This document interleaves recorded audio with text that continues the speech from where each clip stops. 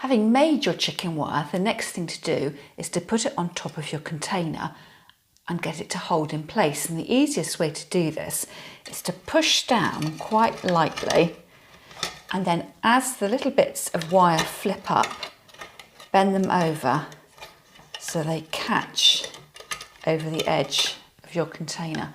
And you can see that that gives you quite a little decorative trim. You can either keep to show off your handiwork or hide when you add your greenery and your flowers.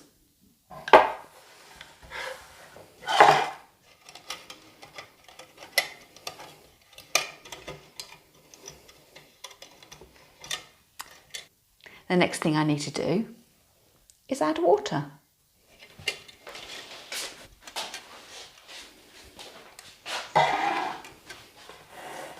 I'm going to be using garden greenery in my arrangement and a few flowers for my garden, and then I'll just see what it looks like, and I may add some supermarket flowers as well.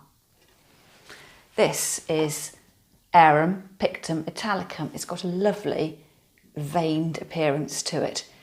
I like the way as well it's like a little shelf, and that'd be really great for putting in my vase, and it'll float over the edge of the container and start to hide some of this wire work. Recut the stems and add in. I like to group my greenery together so it's in a little cluster.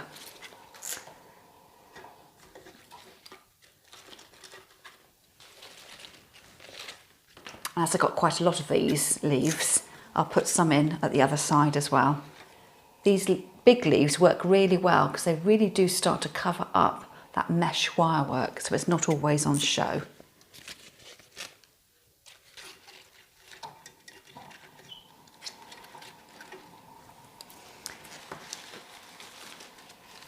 I'm going to add in some fatsia leaves next. These are, again, I think they were a house plant that got liberated into the garden, and because we're growing it ourselves, I'm able to pick them at different sizes, so it's nice to get some variation in size as well as variation in your type of greenery. So again, recut the stems and feed them into your arrangement. I'm going to have one big one on this side and the two smaller on the other side.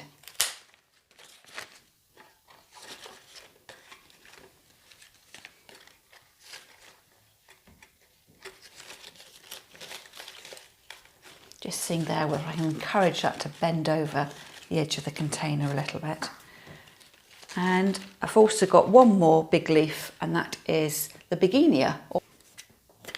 This is quite long, and actually I might tuck that down underneath that fatsia because it is a bit bigger. It's curving over the container a little bit more.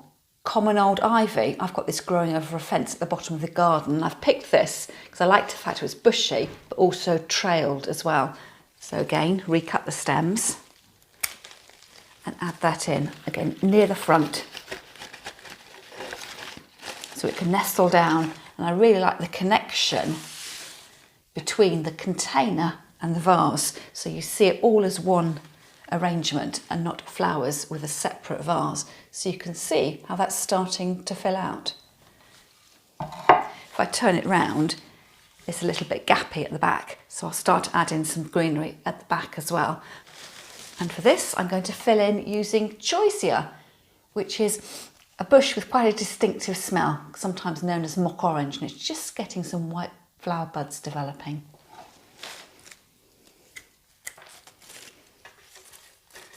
As I've got quite a few of these, I'm going to put them in a diagonal line, sort of meandering their way through the arrangement.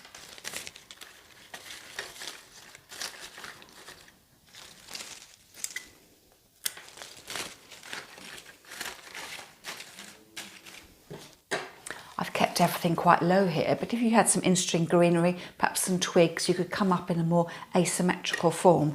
So it's a study at the moment, a tapestry of all different colours, textures and foliages. The only flowers I've got growing in my garden at the moment, well, actually they're not even growing, they've totally dried out, and these are sedum stems from the ice plant. So the new growth is just developing, and it's just about the right time of the year to be deadheading them because the insects and bugs have been able to overwinter. And I've also got some hellebores as well. They're almost like a greenery in themselves, a lovely soft pinky green, this variety. And I've picked them with a really mature flower head in them, leaning across and hoping you can see that. If you pick them too soon, they flop over really quickly. They don't like really being cut and put in water. As my hellebores have got reasonably long stemmed, I'll be able to get them to hover out over the top of the arrangement.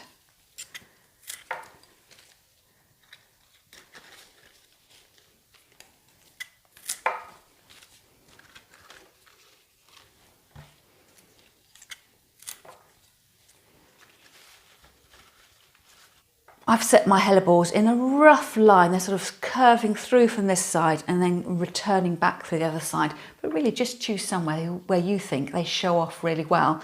And because they're quite a dainty flower, similar in colour to the rest of the greenery, you need to make sure they stand out. So raising them up a little bit higher works, and also putting them across a greenery where they really contrast with what's underneath. And now for these dried stems. I'm going to turn the vase towards me now so I can really see what I'm doing. So I can be a bit more daring with the sedums because they're dried out. They don't actually need to be in water, so I can just balance them and prop them and they can defy gravity.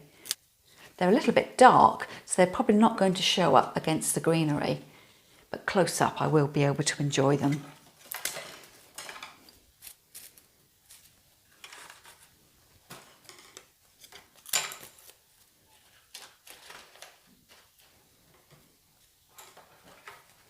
And this one's got a very slight curve, so I think I'll see if I can replicate the curve of the high hellebore over there. And as long as everything stays still, it'll be fine. You're the designer, so you make an arrangement that pleases you.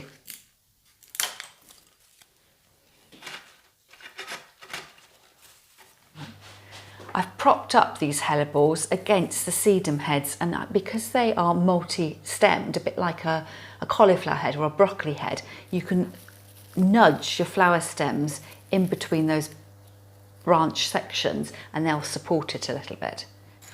And now for some flowers. Now everything you've got here is quite dark, so this is where it's really handy to put bright pops of colour in, you know, whites and the yellows and the soft pinks. This is Snapdragon from a supermarket bunch. Now I just need to make sure I'm looking at the right part of the arrangement. I'm spinning the front back to me again. And you'll see when I add this in that the colour is just amazing. It really will lift the whole arrangement. Now the problem with supermarket flowers is you only get 1 or 2 stems of each flower. Imagine making this arrangement in the summer when you've got a whole garden of flowers to choose from. And some lovely roses for the other side. Putting my biggest headed rose right in the centre.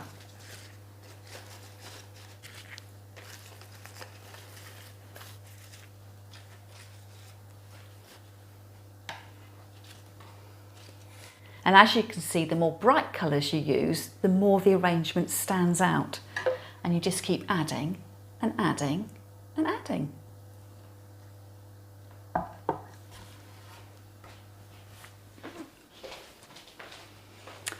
I've got a stem of lily here. It's probably a bit too big, but what I'll do is cut it. And then it gives me 2 sections to work with. Just make sure that when you've got short stems that they are reaching down into the water. So you'll need to check every few days whether you need to add more water into your container. You don't want your flowers dying off prematurely because you've neglected to give them a good water. And these lilies that will really open out in the next couple of days, and probably as my hellebores mature I'll need to pull out those as they go over, and then the lilies will take their place. I've got a few bloom chrysanthemums as well, but I don't think they really fit in with the colour palette. What I've got here is quite coppery, brownish tones, from the brown of the sedum to almost the browny tones of the lily as well, and the fleshy reverse of the hellebore, and I think if I add in another colour it might clash a little bit. I think I'm going to leave it like that now. I'll take a photo and add that in to the end of the video.